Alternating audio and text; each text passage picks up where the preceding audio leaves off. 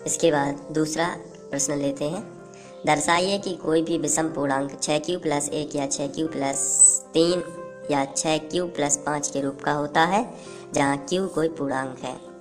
तो हमें विषम पूर्णांक को दर्शाना है।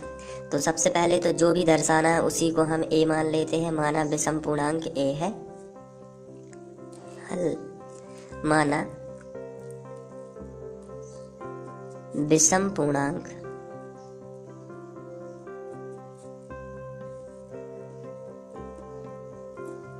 a है।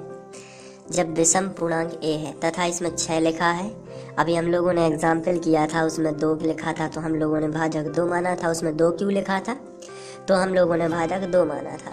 कहीं 3 क्यों लिखा है तो भाजक 3 मानते हैं। कहीं 6 क्यों लिखा है तो भाजक क्या मानेंगे 6।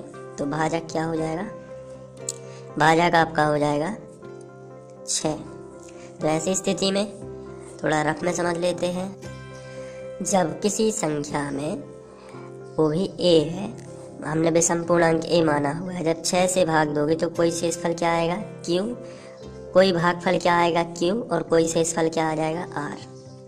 तो ऐसी स्थिति में हम यदि यूक्लिड विभाजन प्रमेय का लगाएं तो a का मान क्या होगा, a का मान होगा 6 पहली वाली संख्या का गुणा आखिरी वाली संख्या में, तो 6q और प्लस शेषफल कितना है r। यह यूक्लिड विभाजन प्रमेय का लग जाएगी यहाँ पर।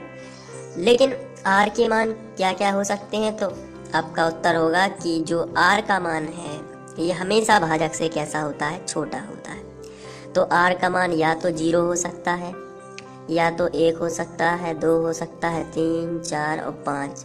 ये 6 से छोटे मान है सब, तो r के ये मान हो सकते हैं। हमेशा r का मान आपको याद रखना है भाजक से छोटा होता है। तो r के मान 0, 1, 2, 3, 4, 5 ये इनमें से हो सकते हैं।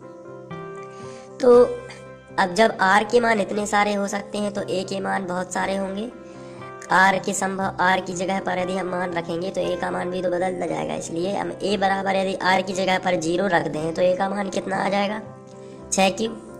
अगर r की जगह पर 1 रख दें तो a का मान कितना आ जाएगा 6q plus 1, 6q plus 1।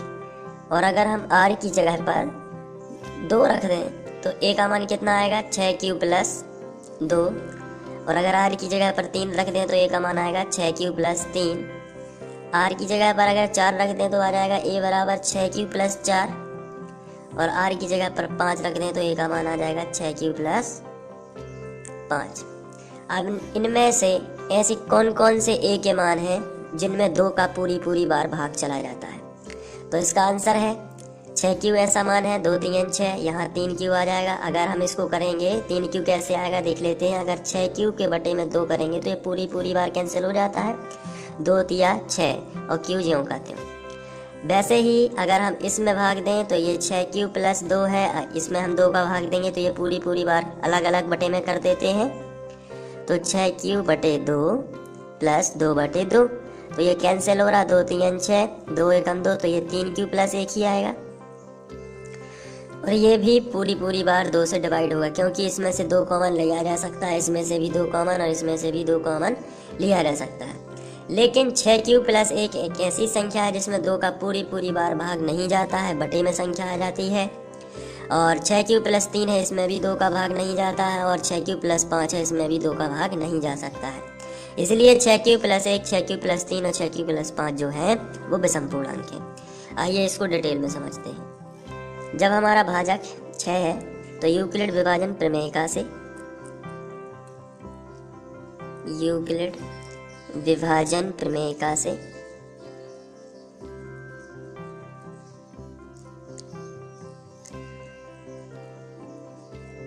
Euclid विभाजन प्रमेय में हम लोग a का मान होगा वो कितना होगा, अभी हम लोगों ने समझा है 6q प्लस r,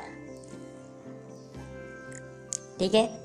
लेकिन r के जो मान होंगे वो कितने होंगे, r के संभव मान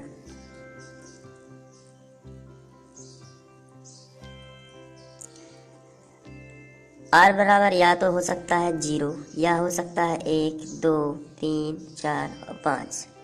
क्योंकि भाजक कितना है 6, तो 6 से छोटे ही r के मान हो सकते हैं, मैंने अभी बताया है। तो इस हिसाब से ए का मान कितना होगा, यदि हम आर बराबर 0 रख लें तो ए बराबर हो जाएगा 6q प्लस 0। इसका मतलब 6q ही होगा। दूसरे नंबर पर यदि 1 रख दें तो हो जाएगा 6q प्लस 1। तीसरे नंबर पर यदि हम 2 रख दें तो 6q प्लस 2। इसी तरीके से ए का मान और भी हो जाएगा 6q प्लस 3। फिर ए का मान हो जाएगा 6q प्लस 4 और ए का मान हो जाएगा 6q प्लस 5। अब आपको लिखना है यहाँ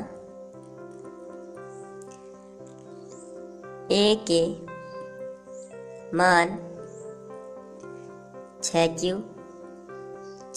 प्लस 2, 6q प्लस 4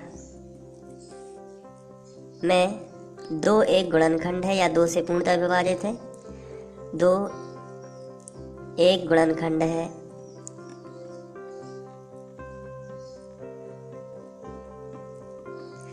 जबकि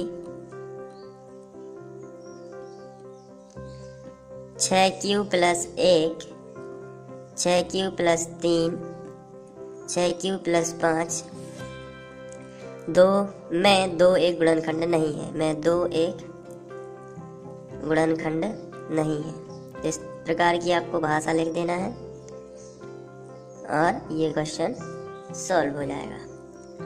अतः अब जब 2 गुणनखंड नहीं तो ये कैसे है, विषम पूर्णांक कहता है। 6q प्लस 1, 6q प्लस 3 और 6q प्लस 5 विषम पूर्णांक है,